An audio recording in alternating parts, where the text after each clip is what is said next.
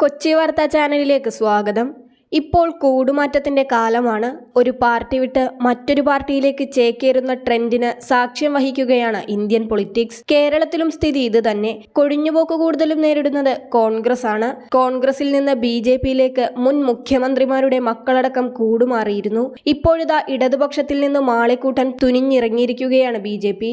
S രാജേന്ദ്രനെ വലയിലാക്കാൻ ദേശീയ നേതൃത്വത്തിന്റെ നിർദ്ദേശപ്രകാരം കേരളത്തിലെയും തമിഴ്നാട്ടിലെയും BJP നേതാക്കൾ ചേർന്നു നടത്തിയത് ഓപ്പറേഷൻ ഇടുക്കി. പാർട്ടിക്ക് സ്വാധീനമില്ലാത്ത മലയോര മേഖലയായ ഇടുക്കിയിൽ നിന്നും നേതാക്കളെയും പ്രവർത്തകരെയും BJPയിലേക്ക് എത്തിക്കുകയെന്ന ലക്ഷ്യത്തോടെയാണ് ഓപ്പറേഷൻ ഇടുക്കി ആസൂത്രണം ചെയ്തത്. തമിഴ്നാടുമായി അതിർത്തി പങ്കിടുന്ന പിന്നാക്ക ജില്ല കൂടിയായ ഇടുക്കിയിൽ തോട്ടം തൊഴിലാളികൾക്കിടയിൽ സ്വാധീനമുള്ള നേതാക്കളെ കണ്ടെത്തി പാർട്ടിയിൽ എത്തിക്കുകയായിരുന്നു ലക്ഷ്യം. ഇതിനായി കേരളത്തിനു പുറമെ തമിഴ്നാട്ടിലെ നേതാക്കളും മുന്നിട്ടിറങ്ങി. കോൺഗ്രസ് നേതാക്കളെയാണ് ലക്ഷ്യമിട്ടതെങ്കിലും വലയിൽ വീണത് എസ് രാജേന്ദ്രൻ എന്ന CPMന്റെ മുൻ MLA. 2006 മുതൽ 2021 വരെ 15 വർഷം ദേവികുളം MLA ആയിരുന്നു രാജേന്ദ്രൻ. തമിഴ്നാട്ടിലെ BJPയുടെ ദേശീയ നേതാവ് തന്നെ സമീപിച്ചെന്ന് രാജേന്ദ്രൻ സ്ഥിരീകരിക്കുന്നുണ്ട്. തങ്ങളാണ് രാജേന്ദ്രനെ അങ്ങോട്ട് സമീപിച്ചതെന്ന് ചർച്ചകൾക്ക് കേരളത്തിൽ നിന്നും നേതൃത്വം നൽകിയ BJP നേതാവ് PK കൃഷ്ണദാസ് പറഞ്ഞു. രാജേന്ദ്രൻ പറഞ്ഞതൊക്കെ ശരിയാകാനാണ് സാധ്യതയെന്നും കൃഷ്ണദാസ് സൂചന നൽകി. കഴിഞ്ഞ ഒരു മാസമായി രാജേന്ദ്രനുമായി BJP നേതാക്കൾ ആശയവിനിമയം നടത്തുന്നുണ്ട്.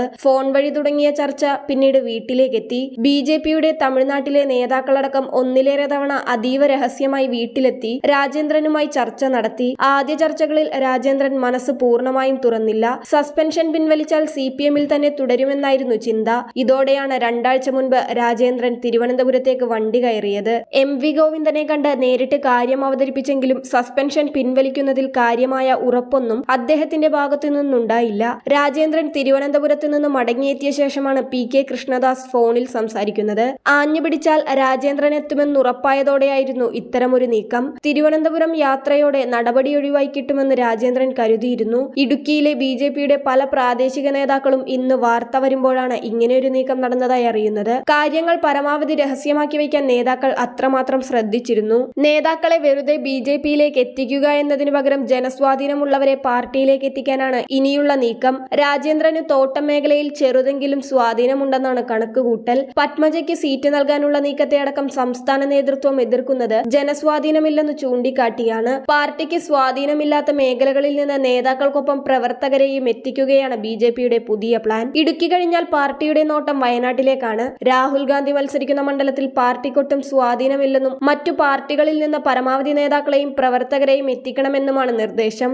IT നഗരമായി വളരുന്ന എറണാകുളത്തും സ്വാധീനം വളർത്തണമെന്ന് ദേശീയ നേതൃത്വം നിർദ്ദേശം നൽകിയിട്ടുണ്ട്. ഇടുക്കി, വയനാട് എന്നീ ജില്ലകളേക്കാൾ കാര്യങ്ങൾ കൂടുതൽ എളുപ്പം നടക്കുക എറണാകുളത്താകുമെന്നാണ് വിലയിരുത്തൽ. പലരുമായും പാർട്ടി നേതൃത്വം ബന്ധപ്പെടുന്നുണ്ടെന്ന് BJP നേതാക്കൾ സ്ഥിരീകരിക്കുന്നു. BJPയുടെ വാതിലുകൾ തുറന്നിട്ടിരിക്കുകയാണെന്നാണ് PK കൃഷ്ണദാസ് പറയുന്നത്. കോൺഗ്രസ്, CPM എന്നീ പാർട്ടികൾക്കു പുറമെ ഇരു മുന്നണികളിലെയും മറ്റു ഘടകകക്ഷി നേതാക്കളെയും പ്രവർത്തകരെയും നോട്ടമിടുന്നുണ്ട്. തിരഞ്ഞെടുപ്പിന് മുൻപ് എത്തുന്നതിനേക്കാൾ നേതാക്കൾ തിരഞ്ഞെടുപ്പിന് ശേഷം എത്തുമെന്നും സർപ്രൈസ് നിലനിർത്തി BJP നേതാക്കൾ പറയുന്നു. BJPയുടെ കരുനീക്കങ്ങൾ ലക്ഷ്യത്തിലെത്തിയാൽ കോൺഗ്രസിനൊപ്പം CPMും കരുതിയിരിക്കേണ്ടി വരുമെന്നാണ് ഇക്കാര്യങ്ങൾ നിരീക്ഷിക്കുന്നവർ നൽകുന്ന മുന്നറിയിപ്പ്.